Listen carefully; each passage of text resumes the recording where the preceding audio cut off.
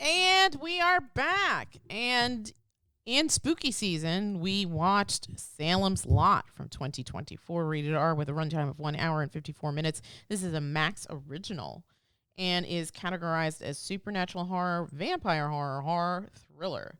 According to the IMDb blurb, an author returns to his hometown of Jerusalem's Lot in search of inspiration for his next book, only to discover that the townspeople are being attacked by a bloodthirsty vampire. This comes to us from director Gary Dauberman, with writing credits to Stephen King and Gary Dauberman.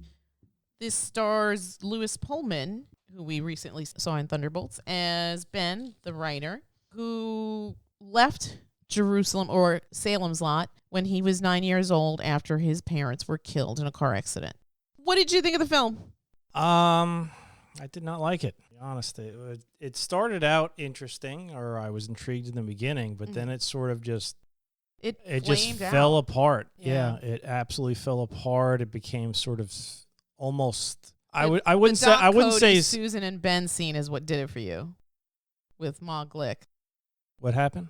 That's the scene that turned you, right? Oh yeah, it became stupid, but not in a way that was like, oh, we're it's like a horror comedy. It was just stupid. It was just poorly written, poorly blocked out. It was just dumb. It just became a mess, and there was never any sense for me like who's the character that's the protagonist. It seemed like, oh, any description you read about it, it's like Ben Mears is returning to his hometown. So I'm thinking, okay, Ben Mears, main character. No, he's basically just along for the ride. He doesn't know. He's not the guy who discovers that the town is being infested with vampires. He's not really even the hero most of the time. Most of the time, it's Mark. 11-year-old. Yeah, it's an 11-year-old boy and 3/4. Yes.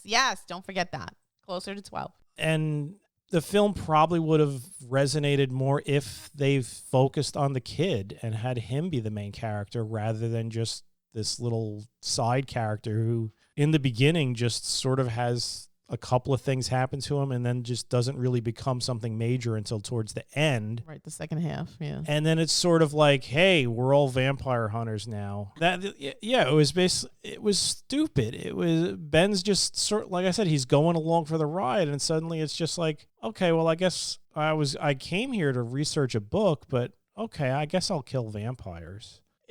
It's dumb. It just fell apart. It really fell apart. I agree. I mean, I don't think I disliked it as much as you did, but it started out promising. It was really interesting. Obviously, there's money here. The production values are way better than the 79 TV miniseries. I haven't seen the miniseries in a really long time, so I feel like I want to check it out. But if you're looking for some mild scares in spooky season, I think this is serviceable, although I feel like you're better serviced looking for different films, because this is just, to your point, it does fall apart spectacularly, especially in that scene when they go to, I guess, it's like a morgue. The morgue at the hospital. Oh my God. To see Mrs. Glick and what happens there. It just becomes like a Keystone I get being Cops scared and not thinking clearly, but this was a little much. It was over exaggerated and just wasn't really well done. I felt like, I agree with you. I feel like Ben didn't have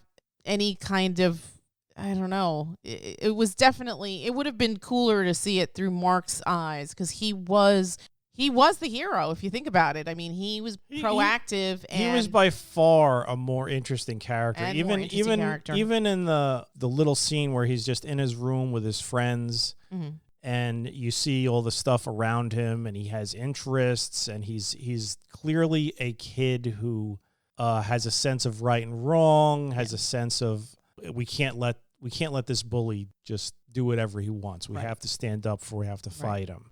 And also sweetness, where he notices that Ralphie's scared, and he's like, oh, here's this harmonica, and that'll help you. Exactly. There was that. He had character notes that made you care about him. Yes. Whereas Agreed. Ben, I didn't give a damn about Ben. I couldn't care less. What am I supposed to find? Oh, my parents died in a car accident when I was young, and I went to live with extended family. That's it.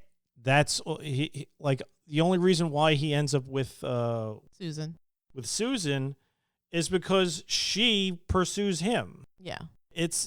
He is just such a passive character that throughout the film, yeah. Throughout the film doesn't offer anything. There's no charm, there's no wit. He doesn't say anything interesting. Even Dr. Cody has more cojones than him. Even Dr. Cody is more interesting, although I got to say they bitched her out. Alfre Woodard is a great actress, but she did not give a shit in this movie.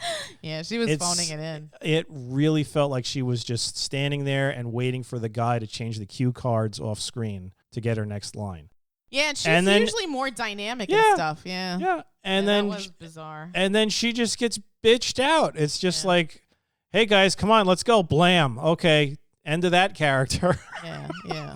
It was, what a waste. And the other, like the teacher, Mr. Burke, he seemed like he had a bit more interesting things going on. You know, he's sort of sitting there and he sees the fight occurring in the schoolyard and he looks at the other teachers and they ain't doing anything. Yeah. He's like, okay, I guess I got to do it. He had something to him. You saw that he cared about his fellow townsfolk. He had stupidly let that guy into his house.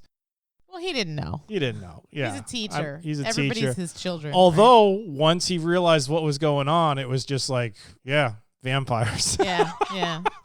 It's just like the first thing that came to his head. Clearly, the dude was just he wasn't wrong. So. No, he wasn't wrong, but it almost felt like he was like waiting for this to happen. Like, finally.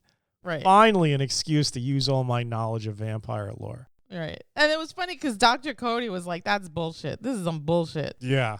And then she sees the dead lady get up. And then that's when it dawns on her. Yeah. Like, maybe this is all real. And she almost gets killed because everybody's just a bungling moron who can't glue two popsicle sticks or tape two popsicle sticks together. Yeah, that was effectively. Weird. That was weird. They actually get the popsicle sticks to stick to each other, and then it just pops apart. How could you? Yeah. How could you get through life not knowing how to tape things together? I don't know. Ask Tippi Hedren. Good Lord. Oh my God. So speaking of Tippi Hedren, the beginning sequence when Ralphie and his brother are walking in the woods was kind of interesting because it reminded me of like Night of the Hunter. That was filmed very nicely. Yeah, I really liked that. Like the production values on this were beautiful, but it just the story kind of fell apart in the middle, which isn't a good sign, and it didn't really recover. No, and I agree with you. If it had been told through Mark, if Mark was the hero from the start, this might have been a better film. And it's interesting because I feel like King has used children as the heroes in the story when you talk about it, or what's the other one? Silver Bullet and what else? I don't know. I mean, Carrie, they're young adults, right? Because they're high schoolers. What else? Christine. Well, once again. No, regardless, Stand By Me.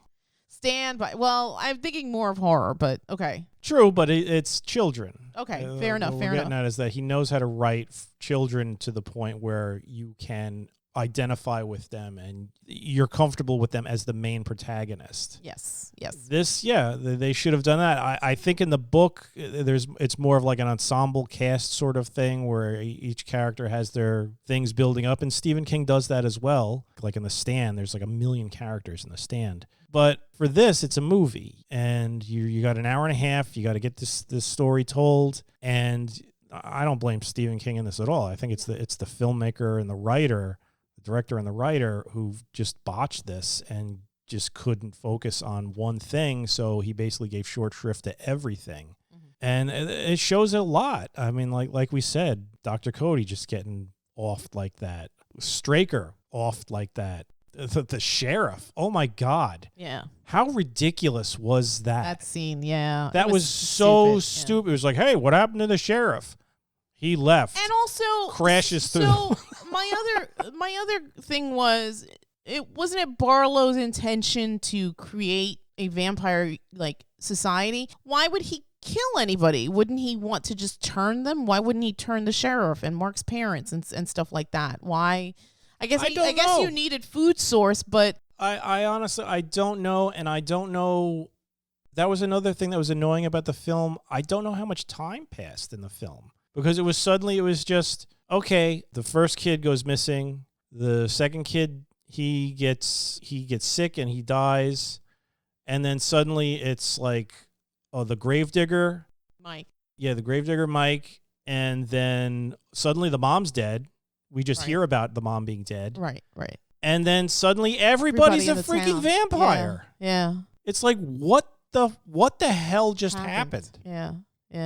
It couldn't have been that quick. So I don't know exactly what happened. Suddenly it's like we're at Mike's or not Mike Mark's house with his parents, and they don't want to hear anything about it. They're like, what this crazy priest is telling us. It was just it was a mess. This film was a mess.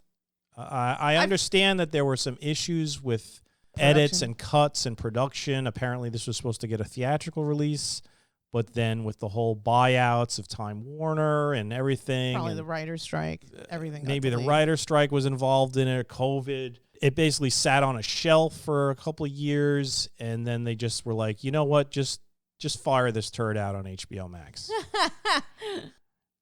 And that's what they did. I think they probably made the right decision there because this was not a good movie.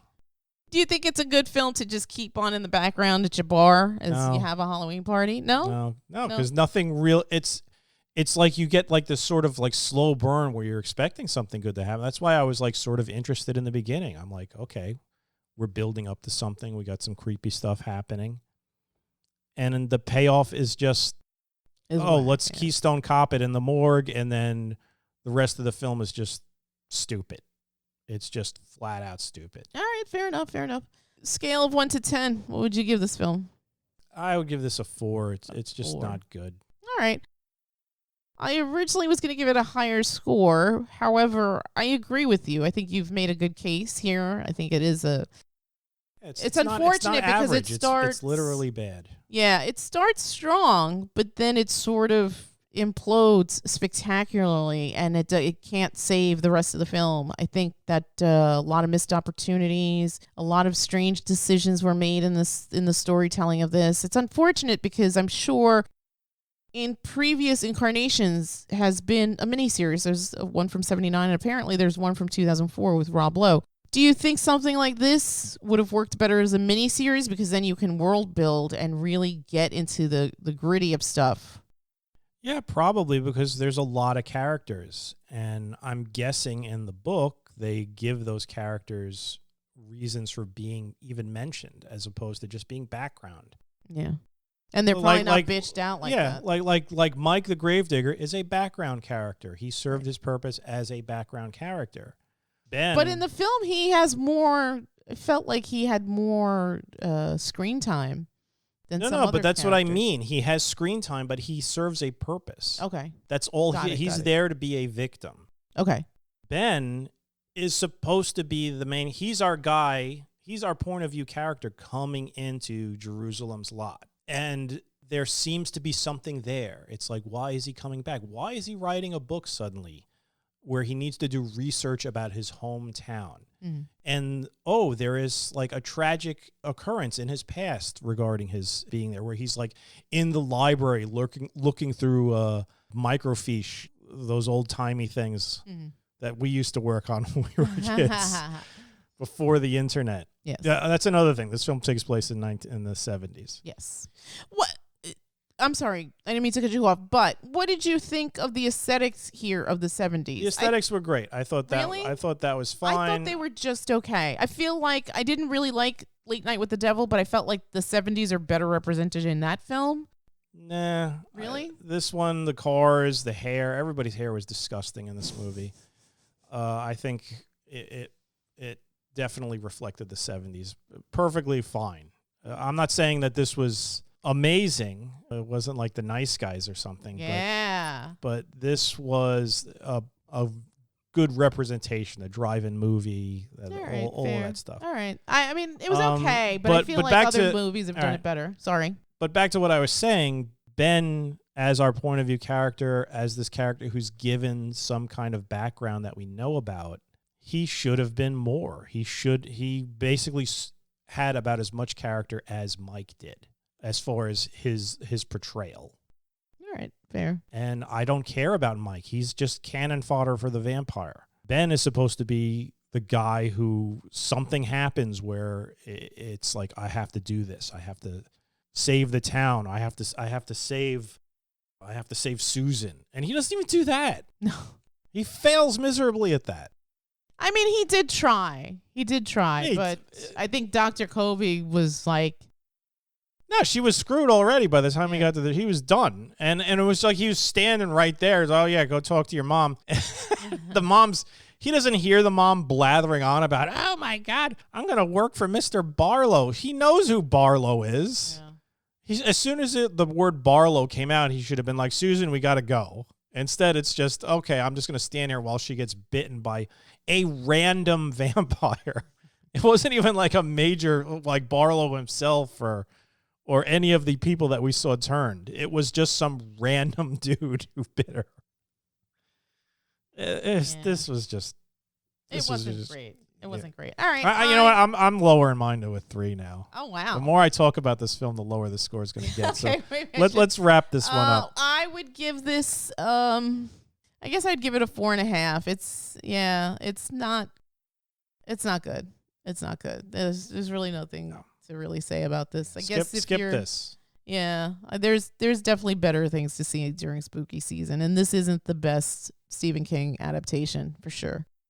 All right. If you disagree with us, please feel free to put it in the comments. And while you're there, just like and subscribe. Yes, please. And we're gonna wrap it up and hopefully come back tomorrow with something better. Hopefully, yes. And with that, we'd like to bid you all a good night. Good night.